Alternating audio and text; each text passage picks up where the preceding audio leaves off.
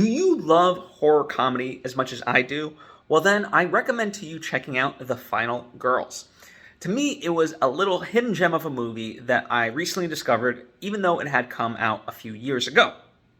And the basic premise is that this group of teenagers gets sucked into this 80s slasher film called Camp Bloodshed, and they have to use their horror knowledge to essentially escape this movie, right?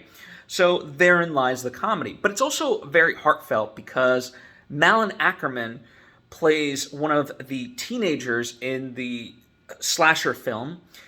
And, it was actually made in the 80s, right? So she's like one of the actresses. And then, in present day, she has a daughter. And the daughter herself gets sucked into this movie.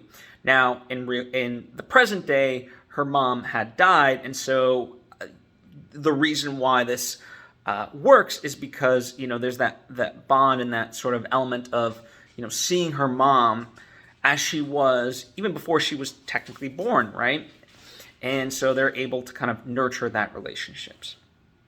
So it's got that, it's got comedy, and, it's got a good slasher element to it. It has about a 75% on Rotten Tomatoes, so pretty high up, right, for something that might seem silly. As I said, it stars Malin Åkerman. It also has Nina Dobrev, Adam DeVine. Adam DeVine in particular, he brings a lot of humor to this by being that stereotypical, sort of 80s guy that just says just the most heinous things.